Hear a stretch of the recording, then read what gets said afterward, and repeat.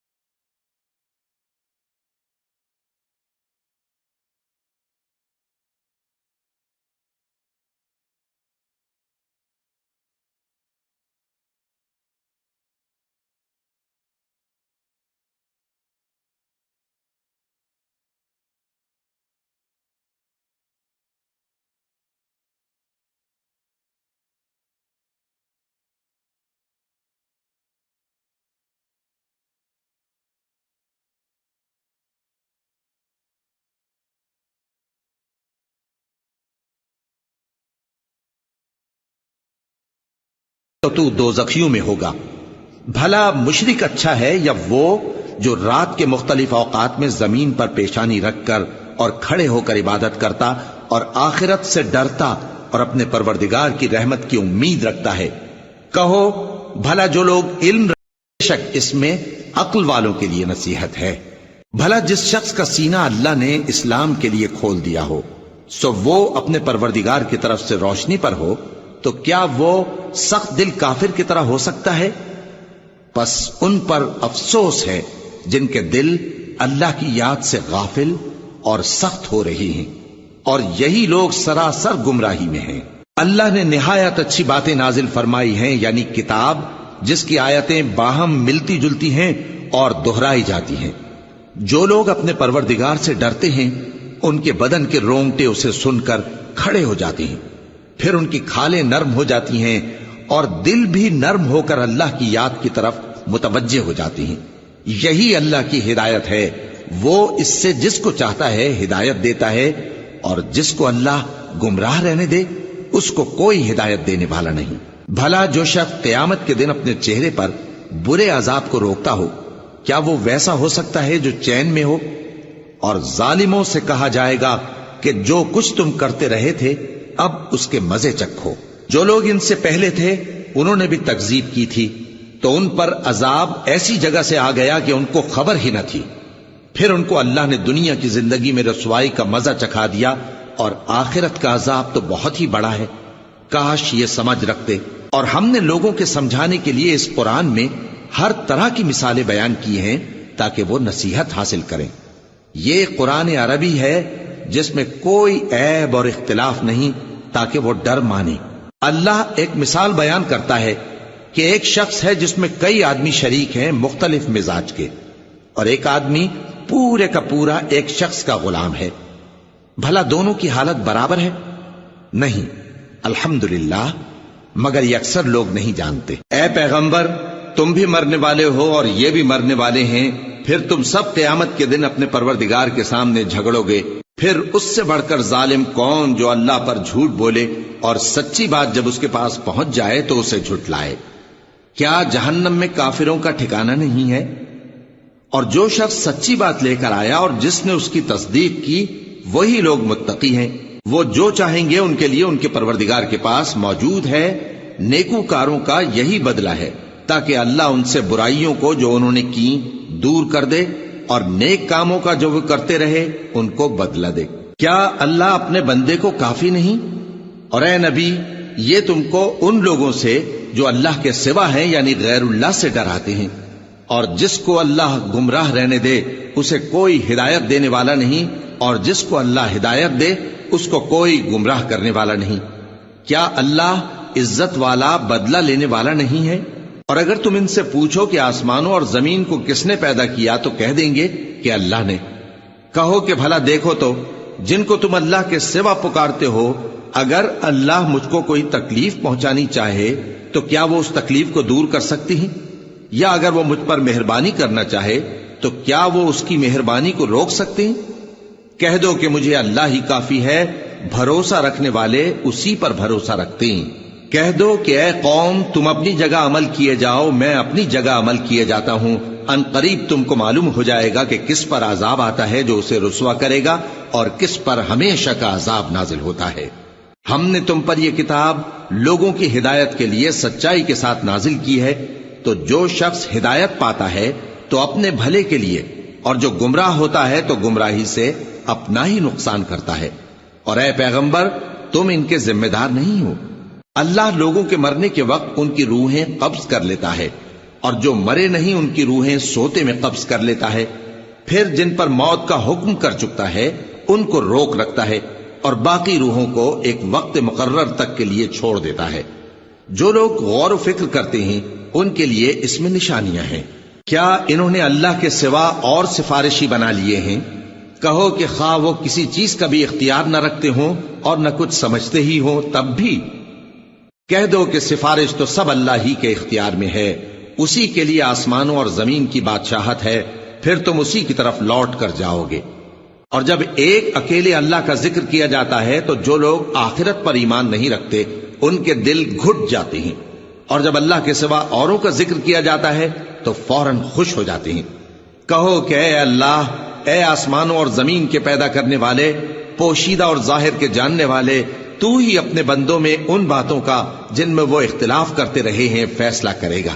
اور اگر ظالموں کے پاس وہ سب مال و متا ہو جو زمین میں ہے اور اس کے ساتھ اسی قدر اور ہو، تو قیامت کے روز برے عذاب سے رہائی پانے کے بدلے میں دے ڈالیں، اور ان پر اللہ کی طرف سے وہ امر ظاہر ہو جائے گا جس کا ان کو خیال بھی نہ تھا، اور ان کے اعمال کی برائیاں ان پر ظاہر ہو جائیں گی، اور جس عذاب کی وہ ہنسی اڑاتے تھے وہ ان کو آ گھیرے گا۔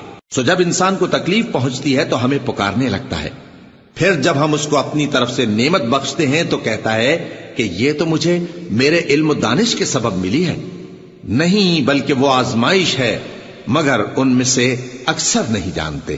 جو لوگ ان سے پہلے تھے وہ بھی یہی کہا کرتے تھے، تو جو کچھ وہ کیا کرتے تھے ان کے کچھ کام نہ آیا، آخر ان پر ان کی برائیوں کا وبال پڑ گیا۔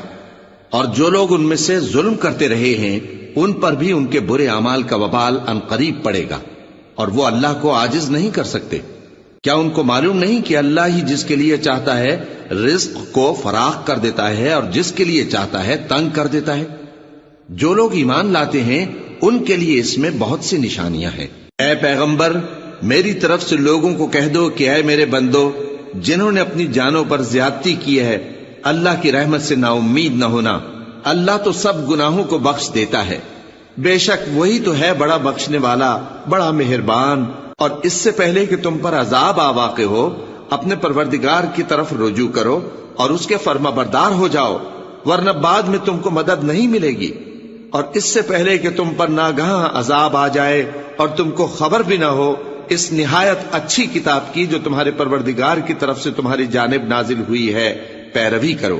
ایسا نہ ہو کہ اس وقت کوئی شخص کہنے لگے کہ ہائے اس کوتاہی پر افسوس ہے جو میں نے اللہ کا حق ماننے میں کی، اور میں تو ہنسی ہی کرتا رہا، یا یہ کہنے لگے کہ اگر اللہ مجھ کو ہدایت دیتا تو میں بھی پرہیزگاروں میں ہوتا، یا جب عذاب دیکھ لے تو کہنے لگے کہ اگر مجھے پھر ایک دفعہ دنیا میں جانا ہو تو میں نیکوکاروں میں ہو جاؤں۔ ارشاد ہوگا کیوں نہیں، میری آیتیں تیرے پاس پہنچ گئی تھی مگر تو نے ان کو جھٹلایا اور شیخی میں آ گیا اور تو کافر بن گیا۔